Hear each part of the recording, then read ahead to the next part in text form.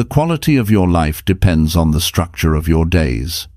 If you've ever felt like your days are slipping away, like you're busy but not really growing, this is your wake-up call. The 5 pillars of a productive life is not about hacks or shortcuts. It's about building a real, grounded system that helps you stay focused, consistent, and in control of your time and energy every single day. Ask yourself, are your habits helping or hurting you? Are you constantly starting over? Do your actions line up with what actually matters to you? This audiobook breaks it down with 10 clear chapters that walk you through powerful shifts like learning to act without feeling ready, rebuilding trust in yourself, staying disciplined without burnout, and bouncing back even after failure. It's simple, it's direct, it's built for people who are ready to stop overthinking and start taking ownership. You don't need to do everything. You need to start with what matters. This is where that starts. Let's build your productive life, one pillar at a time. Chapter 1. Accept responsibility for how your days go. I want to talk to you about something that sits at the center of a productive life, and that is accepting responsibility for how your days go. This idea is simple, but it carries weight. It asks you to look in the mirror without excuses and without blame. It asks you to realize that the quality of your life is shaped one ordinary day at a time, and those days are shaped by the choices you make. Most people want better results, but many are still hoping someone else will change first. They hope circumstances improve. They hope people behave differently. Hope is not a strategy. Personal responsibility is. The day you accept that your life moves in the direction of your decisions is the day your power returns to you. That day is not loud or dramatic. It is quiet and serious. It feels like a shift inside where you stop waiting and start owning. Every morning you wake up with a fresh page. Some people hand that page to the world. They let messages, moods, and other people write the story. Others pick up the pen themselves. That is responsibility. It is not about blame or guilt. It is about ownership. Ownership says, this is my day, and I will decide how I use it. If your days feel rushed, distracted, or empty, there is a reason. It is not bad luck. It is not lack of time. It is the pattern you have been practicing. Patterns are learned, and they can be changed. Responsibility is the starting point of change. Without it, nothing sticks. With it, everything becomes possible. People often say life is hard. Life can be demanding. But difficulty is not an excuse to drift. Hard days still belong to you. Stressful weeks still respond to your choices. Responsibility does not mean you control everything that happens. It means you control how you respond. That response shapes your character and your future. I have learned that success is not something you chase. It is something you attract by the person you become. That person is built through daily decisions, small ones, ordinary ones. The choice to get up when the alarm rings. The choice to focus on what matters instead of what is easy. The choice to do the work even when no one is watching. When you accept responsibility for your days, you stop saying, tomorrow will fix it. Tomorrow does not fix anything. Today fixes tomorrow. What you do today sets the tone. The way you handle the first hour often decides the next 12. That hour belongs to you if you claim it. Responsibility also changes how you see failure. Instead of feeling defeated, you become curious. You ask, what can I do differently? You stop blaming your mood, your past, or your situation. You focus on your actions. Actions are adjustable. That is good news. Many people spend their lives reacting. They wait for pressure to push them. Pressure builds character only if you accept responsibility under it. Otherwise, it builds frustration. Responsibility turns pressure into progress. It turns chaos into clarity. Your days are made of choices. What you read, what you eat, who you listen to, how long you stay on your phone. These choices seem small, but they add up. Responsibility is noticing those small choices and deciding they matter. Because they do. There is a quiet pride that comes from knowing you showed up fully for your day. Not perfectly, but honestly. You did what you said you would do. You honored your commitments, even the ones no one else sees. That pride builds confidence. Confidence is not loud, it is steady. When people avoid responsibility, they also avoid growth. Growth requires effort, and effort requires ownership. You cannot grow if you believe your life is controlled by forces outside you. The moment you say "this is on me" is the moment growth begins. Responsibility also brings freedom. That may sound surprising, but it is true. When you stop blaming, you stop feeling trapped. You realize you have options. You may not like all of them, but you have them. Choice is freedom. A productive life is not about doing more. It is about doing what matters with intention. Responsibility helps you decide what matters. It clears away the noise. It helps you say no without guilt and yes without hesitation. Each day asks a question: will you lead or will you drift? Drift is easy. It requires no thought. Leadership starts with self-leadership. That means deciding your priorities before the world decides for you. Responsibility also affects how you speak to yourself. Instead of harsh criticism, you practice honest evaluation. You say, "This worked and this did not." You adjust, you move forward. That inner dialogue shapes your energy. Energy follows responsibility. When you take charge, you feel stronger. When you avoid it, you feel tired, even if you rest. Tiredness often comes from unresolved decisions and unclaimed days. Your habits are a vote for the kind of life you are building. Responsibility is casting those votes on purpose. You do not need to overhaul your life in one day. You need to show up for this one.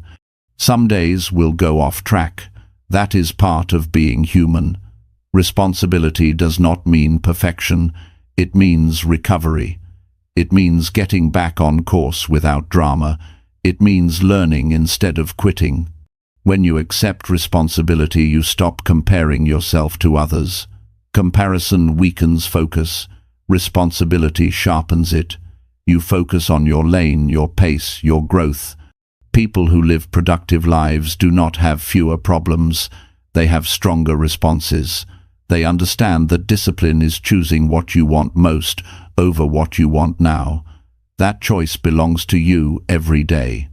Your future is built quietly. It is built in mornings, evenings, and moments when no one is watching.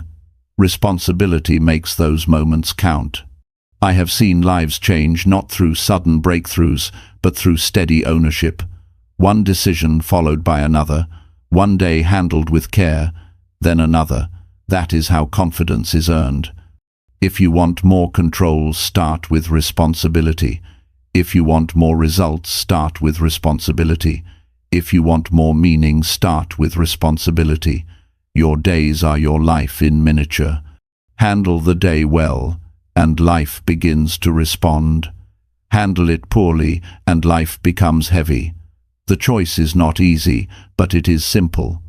Stand up to your own standards. Keep your word to yourself. Decide that your days will no longer be accidents. They will be intentional. That decision alone changes everything. Responsibility is not a burden. It is the doorway to growth.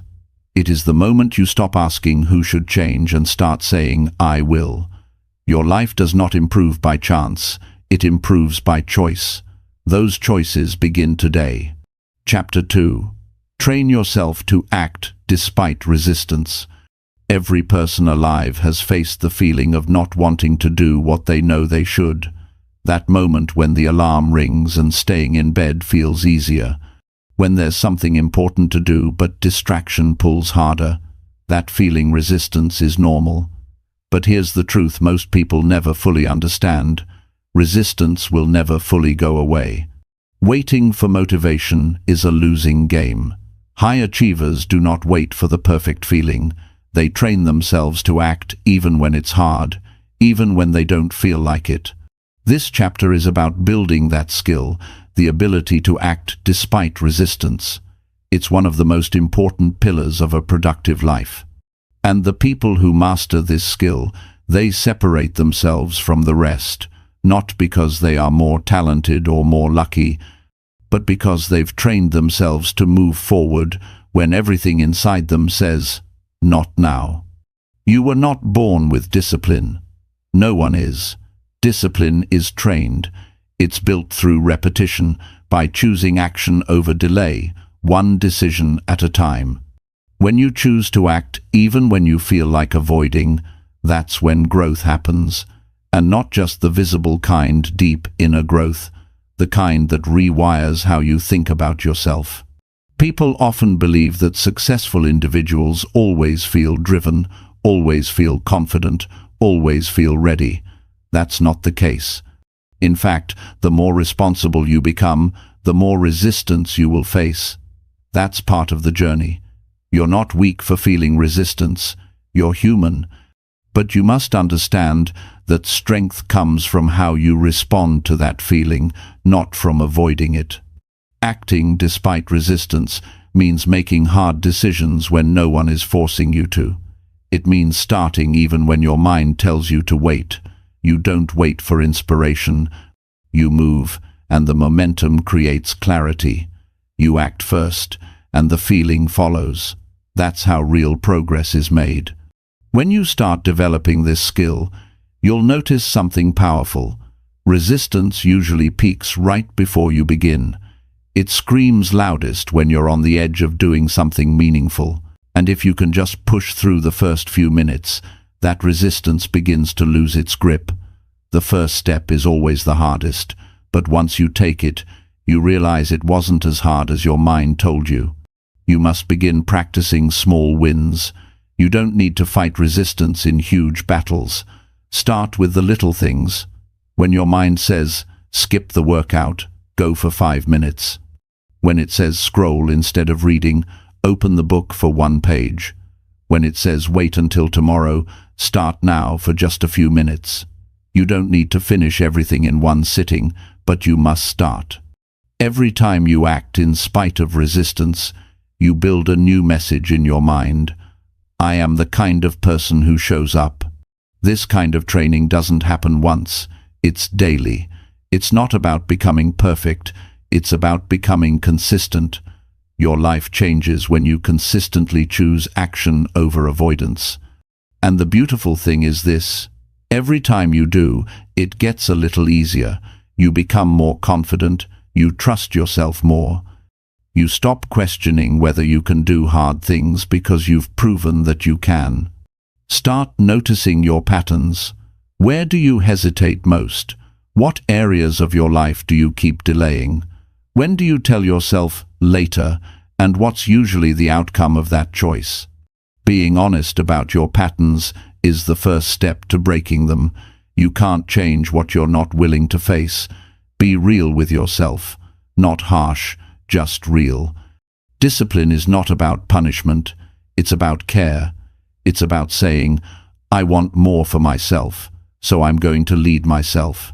And that's what you're doing when you act despite resistance. You are leading yourself. You're not waiting for someone to push you. You're doing the pushing. You're stepping into your own power. Most people think resistance is a sign to stop. In reality, resistance is a signal that something important is on the other side. The stronger the resistance, the more it matters. That's why you must lean into it, not run from it. The only way to weaken resistance is by facing it again and again.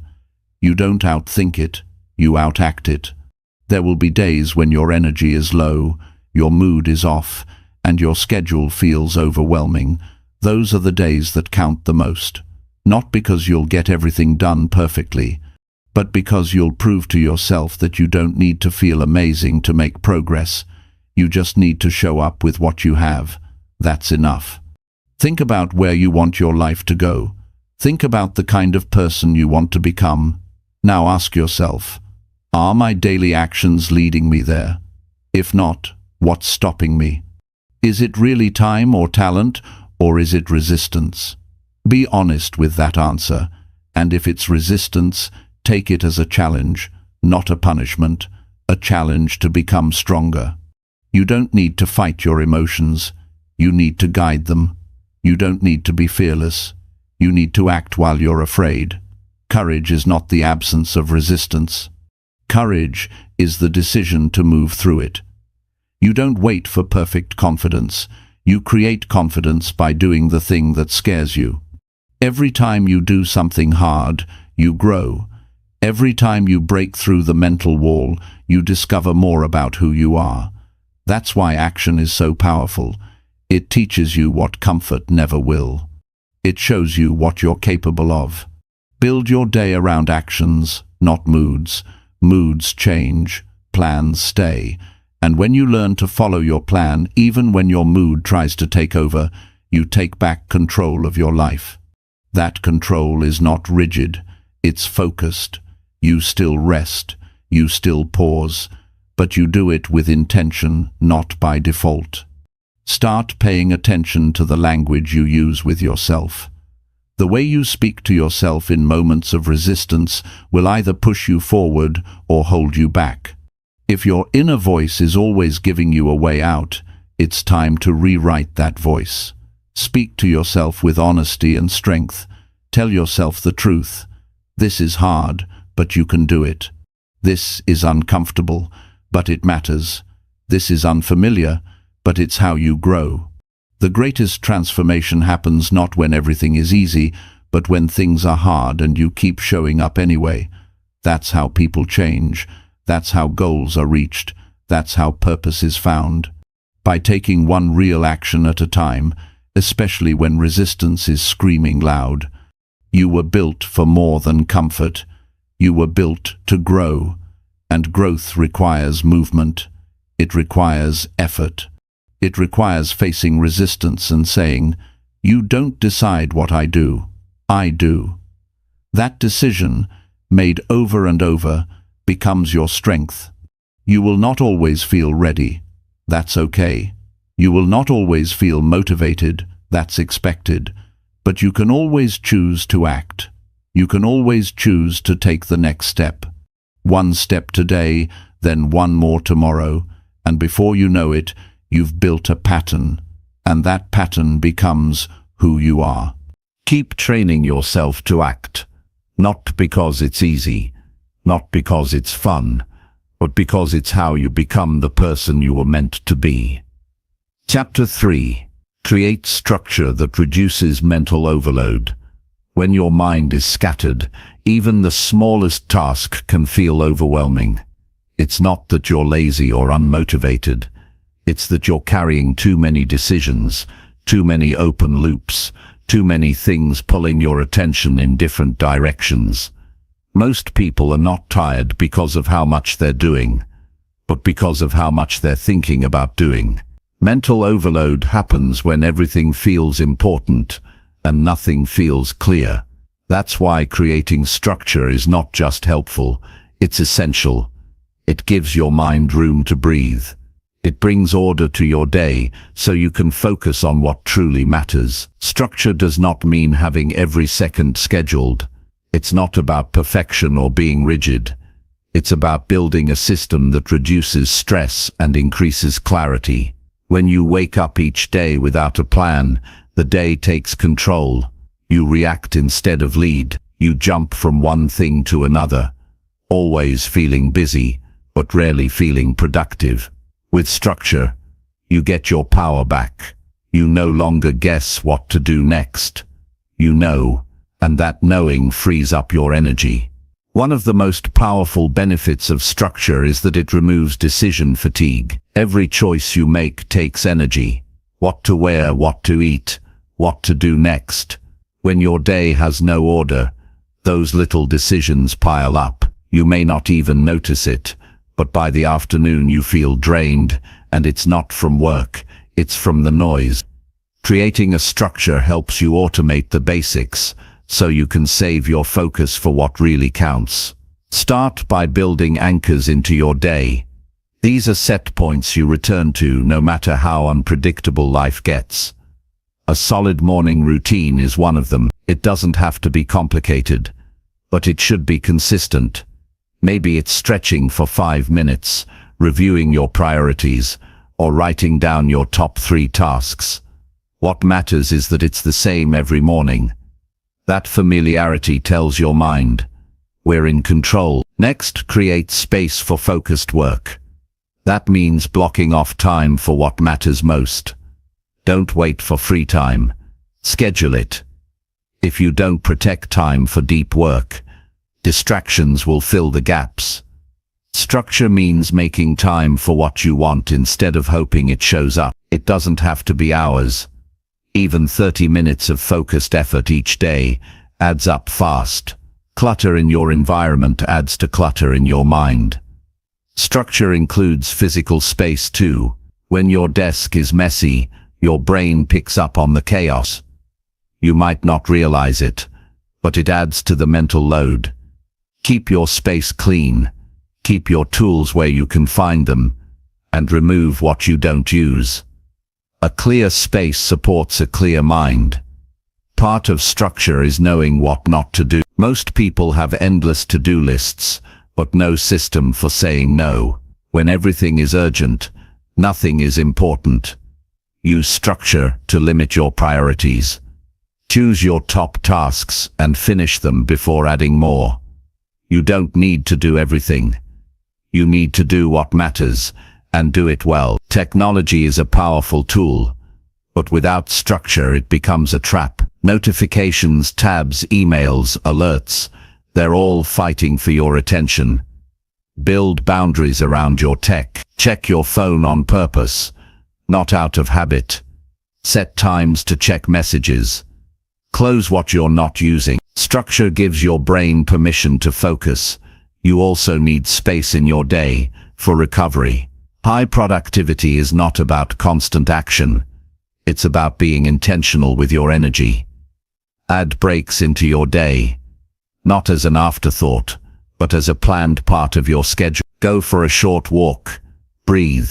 Disconnect. Your brain needs moments of quiet to reset and stay sharp. Evenings need structure too. How you close the day matters. It's easy to stay up scrolling, telling yourself you're relaxing, but your mind stays active, overloaded with input. Create a simple night routine. Reflect on your day. Write down what worked and what didn't. Plan tomorrow before it begins. That way you don't carry mental clutter into the next day. Structure helps with anxiety. When you feel overwhelmed, it's usually because you don't know what to do next. With structure, the next step is clear. You don't have to think about everything all at once. You only need to focus on what's in front of you. That one shift changes how you experience the day. Building structure also means protecting your energy from things that don't serve your goals. That means fewer distractions, fewer unnecessary commitments, and more time spent with intention. You don't owe your time to everyone who asks for it. You owe your time to the life you want to build. It's okay to start simple. One routine, one block of focused time, one system for managing your tasks. Don't try to change everything overnight. The goal is to reduce mental overload, not create more of it. Start with what feels manageable. Build from there. Small steps make a big difference when they're consistent. Structure should fit your life, not someone else's. Don't copy someone else's system because it looks impressive. Build something that works for you. If you're a morning person, protect that time. If your focus is best in the afternoon, plan your biggest task then. Use your natural energy patterns to your advantage. Write things down. Don't rely on memory. Mental clutter often comes from holding too much in your head. Use a planner, a notebook, a simple app, whatever works. Offload tasks, reminders, and ideas so your mind can focus on the present moment. A brain that's trying to remember everything can't fully engage with anything. Celebrate progress. Structure should support you, not pressure you. When you finish what you planned, take a moment to notice. That's how you reinforce the behavior. You're teaching your brain, this matters. Chapter 4. Build self-trust through kept promises. Self-trust is one of the most powerful forces a person can build. It's not about being confident in every situation or knowing all the answers. It's about becoming someone you can count on. Not someone who says things just to sound good in the moment, but someone who follows through when no one else is looking. That kind of trust is built one small promise at a time. And if you're not keeping the promises you make to yourself, it doesn't matter how many goals you write down, how many books you read, or how much motivation you consume, because deep down, you'll always question whether you'll actually do what you said. This is where many people struggle, not because they don't have potential, but because they've broken so many promises to themselves that their belief has eroded. They've said they'll wake up early, but hit snooze again. Said they'd stay consistent, but quit when it got hard. Said they'd take their goals seriously, but kept pushing things to next week. These moments seem small, but they carry weight. Every time you break a promise to yourself, even if it's quiet, your mind remembers, and the more it happens, the harder it becomes to trust your own word. Rebuilding that trust doesn't come from making bigger promises, it comes from making smaller ones, and keeping them. It comes from setting a goal so simple you can't fail, and then doing it without excuse. Not to prove something to others, but to start showing yourself that your actions match your words. Because when your actions and your words are aligned, you stop needing motivation, you stop second-guessing everything. You start believing that when you say something, it's as good as done. Building self-trust begins with honesty, not the kind you post about, but the kind you sit with. You have to get real about what you've been avoiding. Where have you made promises you never followed through on? Where have you let yourself off the hook? Where have you been performing for others while quietly giving up on your own goals? These aren't easy questions, but this is the kind of honesty that sets you free. Once you've owned the truth, you can begin again. No one is asking you to be perfect. No one expects you to get it all right from the start. But if you're serious about growth, you have to take your own words seriously. Start small. Pick one thing you've been avoiding. One task, one habit, one change. Make a promise around it and keep it. Don't overcomplicate it. If you say you're going to journal for 5 minutes, do it. If you say you'll go for a walk after work, do it. Not for results, for proof. You're showing yourself that you can be trusted again. And when you start keeping those small promises, something shifts. You stop feeling like an imposter. You stop needing others to validate your progress. You start feeling grounded. There's a quiet power in knowing that you'll do what you said you would do. That power builds momentum. And with momentum, the promises you keep get bigger. But they only get bigger after you've proven you can handle the small ones. Self-trust is also about how you talk to yourself when you mess up. You will fall short, you will miss some days, you will make mistakes. But if your first instinct is to judge and tear yourself down, you'll stop trying. Self-trust is not built on perfection. It's built on recovery. When you fall, how quickly do you get back up? When you miss a promise, do you recommit or walk away? People with strong self-trust don't expect perfection. They expect honesty and consistency. It also helps to write your promises down. Keep a visible list of the things you're committing to. Don't rely on memory. When you write it down, it becomes more real. You can track it. You can look at it at the end of the day and ask, did I follow through? That daily check builds awareness. It builds discipline. And discipline is how trust is built. Be careful not to make emotional promises. A lot of people set goals when they feel excited or frustrated. But when the emotion fades, the promise disappears. Real promises are made from clarity, not pressure. Before committing, ask yourself, am I willing to follow through on this even when it's not convenient? If the answer is no, then it's not a promise, it's just a wish. You also need to stop measuring yourself by what others are doing. Self-trust is internal. It's not about who's ahead or who's behind. It's about being better than you were yesterday. Comparing your timeline to someone else's will only create noise. Focus on your path. Focus on your progress.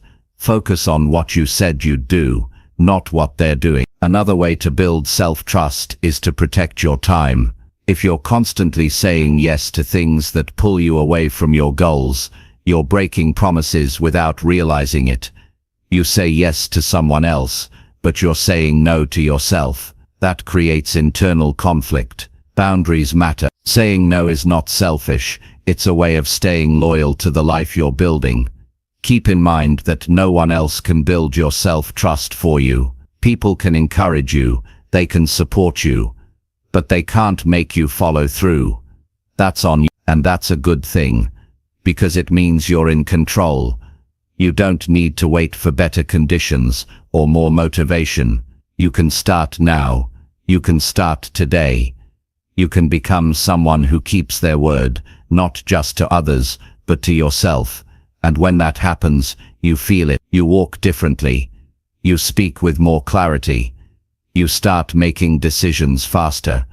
Not because you have everything figured out, but because you know you can count on yourself to figure it out as you go. That's what real confidence feels like. Every time you do what you said you'd do, your identity gets stronger. You stop needing to prove yourself, and you start becoming yourself. That's the reward of self-trust. It's not loud, but it's life-changing. It's what allows you to build habits, pursue goals, and stay grounded through challenges. You don't need to wait for a perfect moment. The moment is now. Start with one promise. Just one. Make it small. Make it clear. And then show up for it like it matters, because it does. Chapter 5. Guard your focus from constant stimulation. Your ability to focus is one of your most valuable tools. It's how you create, solve, learn, and improve. But in the world we live in today, that focus is under attack from the moment you wake up. You're surrounded by things competing for your attention: notifications, messages, headlines, videos, alerts, and noise. And the more stimulation you let in, the harder it becomes to think clearly, stay present, or do anything that truly matters. Most people don't even realize it's happening. They just feel constantly distracted, tired, and mentally scattered. But the truth is, your mind was never designed to handle non-stop input. Guarding your focus is not a luxury anymore, it's a necessity. You cannot expect to grow, create meaningful work, or build a disciplined life if your mind is constantly pulled in 10 directions. If you want to build something real, you have to protect the quality of your attention like it's your most limited resource, because it is. Time can be scheduled, but attention is what gives time its power. 10 minutes of deep focus will always beat an hour of shallow distraction. But that kind of focus must be protected. Start by noticing how much stimulation you let in without thinking. Every time you pick up your phone without a reason. Every time you open a tab you didn't plan to check. Every time you let a notification pull you away from what you were doing. These moments might feel small, but they cost you more than just time. They cost you depth. They interrupt your thinking. They fragment your concentration. And the worst part is, they train your brain to crave constant input. The more you give in to distractions, the more your mind starts seeking them out. You may find yourself checking your phone in the middle of a task, not because something important happened, but because your brain is used to being interrupted. That's how stimulation rewires you. It turns silence into discomfort. It turns effort into boredom, and slowly, you lose your ability to sit with anything for longer than a few minutes. Reclaiming your focus starts with boundaries. You need to create space where your attention is safe, free from noise, notifications, and interruptions. This might mean turning off all alerts for a block of time. It might mean placing your phone in another room while you work. It might mean choosing to do one task at a time and not jumping to the next until it's done. These are not drastic steps. These are basic steps, but they make a massive difference. You must also stop treating focus like something you hope to have. Focus is not a feeling, it's a decision. It's a habit you build by training your mind to stay with one thing longer than it's comfortable. You don't become focused by chance, you become focused by practice. And the more you practice, the stronger your mind becomes. Choose specific times during your day to engage with stimulation. Instead of checking your phone 20 times randomly, check it on purpose at specific moments. That way, your brain learns that it doesn't need to be on high alert all the time. When you create these windows, you begin to control your input instead of being controlled by it. You also need to choose what kind of information you allow into your world. Not all input is equal. Some things you consume are useful, clear, and help you grow. Others are noise that leave you feeling scattered, irritated, or anxious. You are not obligated to keep up with every headline or every trend. Your peace of mind is more important than being constantly informed. You don't need to know everything that's happening to live a strong, intentional life. Create a system for your digital life. Organize your tools, simplify what you use, limit what's open on your screen. When everything is urgent, nothing is meaningful. You don't need 15 apps running at once. You need one task that matters. That's where deep work happens, in the moments where nothing else is competing for your mind. Even during rest, guard your attention. Mindless scrolling is not rest. Constant entertainment is not recovery. Real rest allows your mind to reset. That might mean going for a walk, sitting in silence, or doing something slow without checking your phone every few minutes.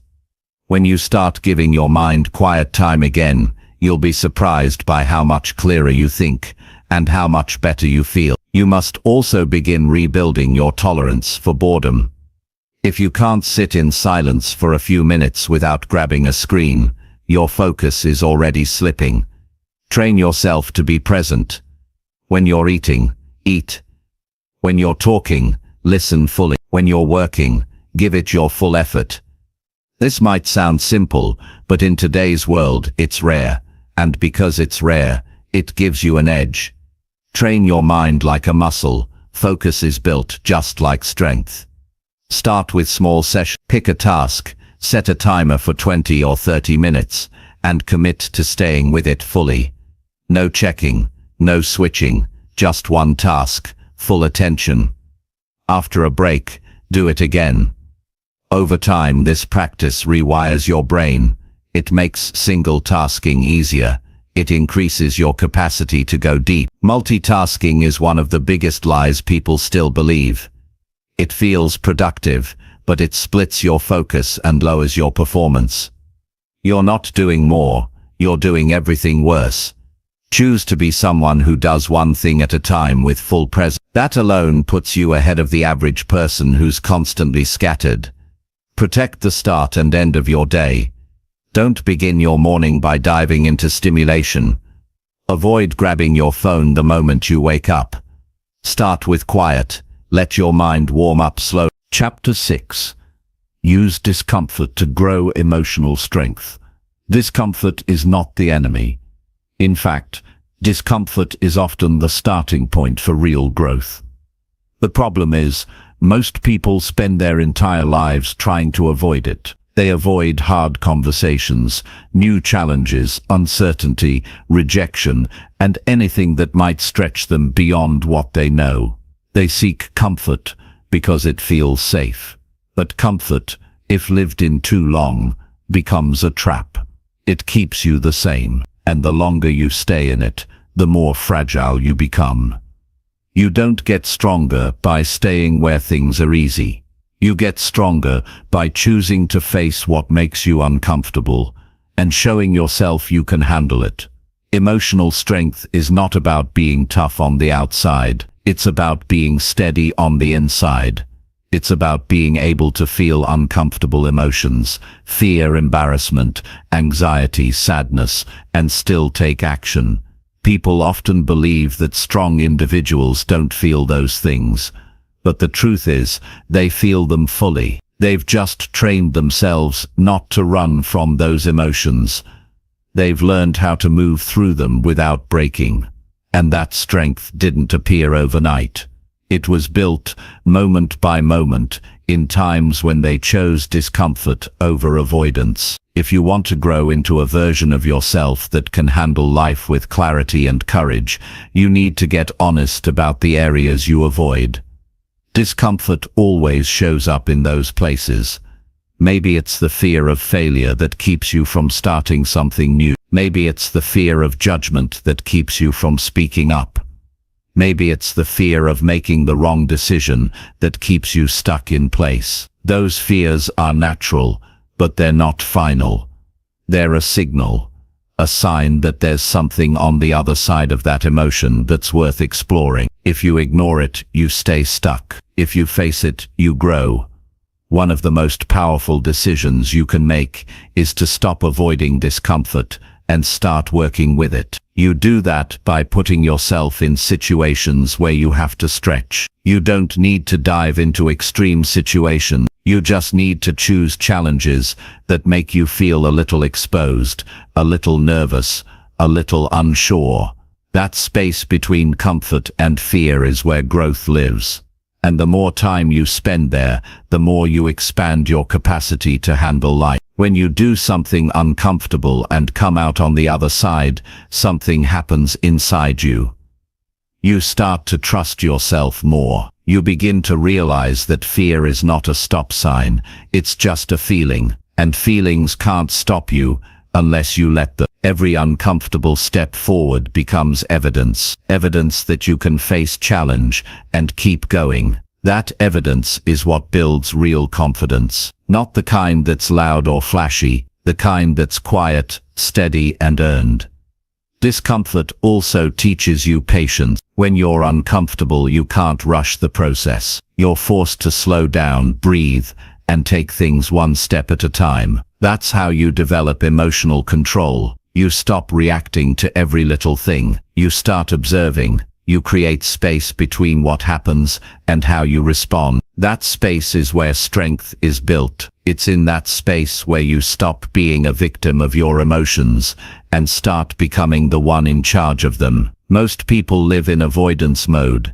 They distract themselves when they feel overwhelmed. They numb out when emotions rise. But nothing changes until you face what you're feeling head on. The emotions you run from are the ones that keep controlling you. The emotions you sit with are the ones you eventually understand and grow through. That's why discomfort is a gift. It points to the places inside you that need attention, not avoidance. Emotional strength is not developed in peace. It's developed in challenge. It's developed in the moments when you feel like giving up, but choose to stay. When you feel like running away but choose to stay present. That choice doesn't always feel good in the moment, but it creates something powerful long term. It creates grit. It creates character.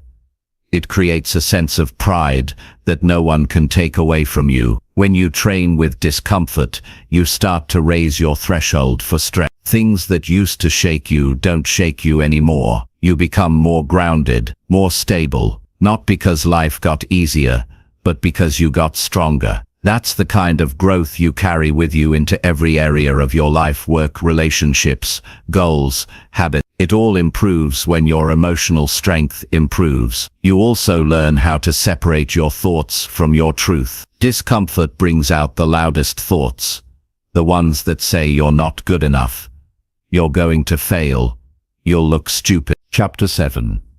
Improve one small behavior every day. You don't need to change everything at once to improve your life. What you really need is to improve one small behavior every day. That's where real progress starts. It's not about making dramatic changes overnight.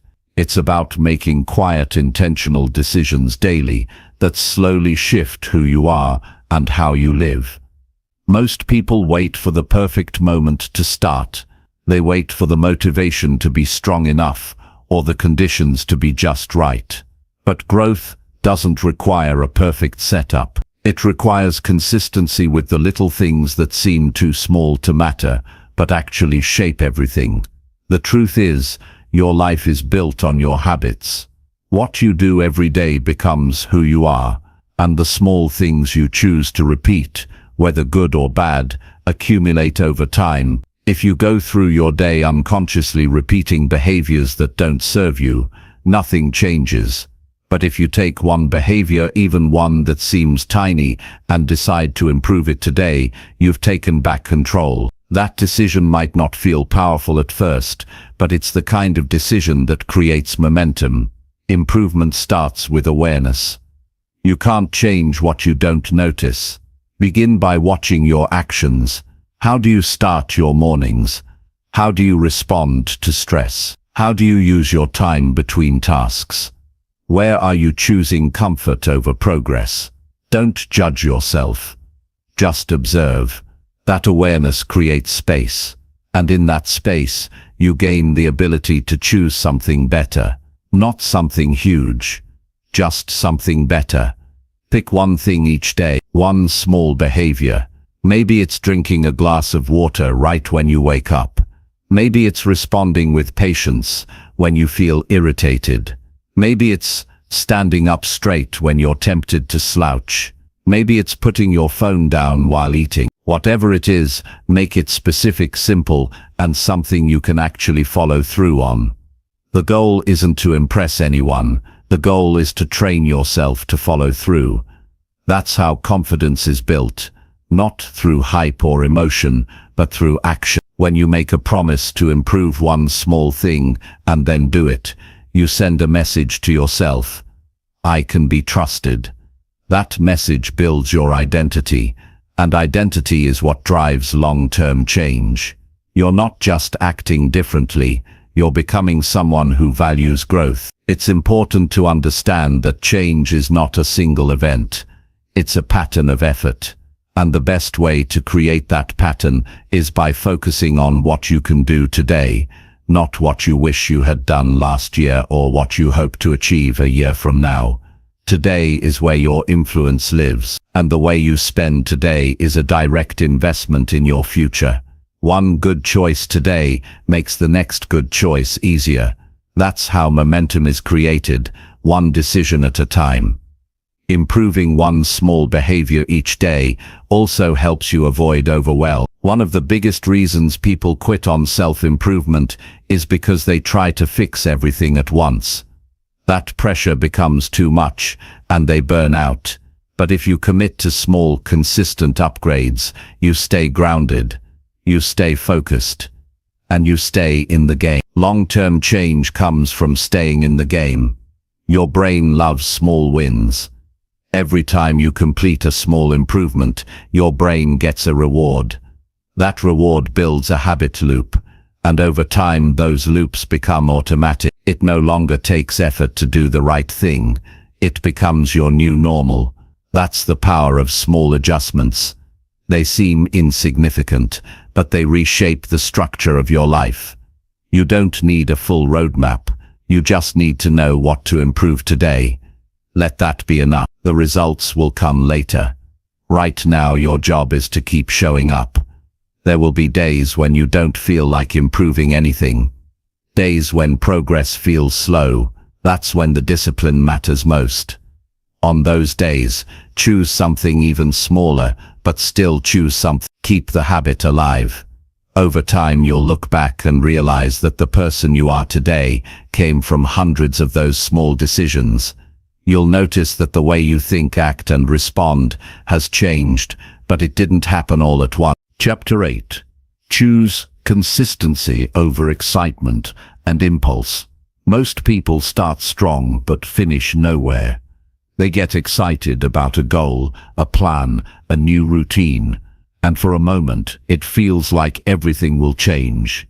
They go all in for a few days, maybe even a week, riding on the high of motivation, but when that feeling fades, and it always does, they slow down, then stop, then move on to the next thing that promises a spark. That cycle repeats over and over until they lose faith in their own ability to follow through.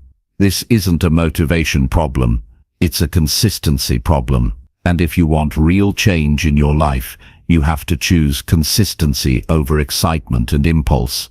Excitement fades fast. It's emotional, and emotions shift.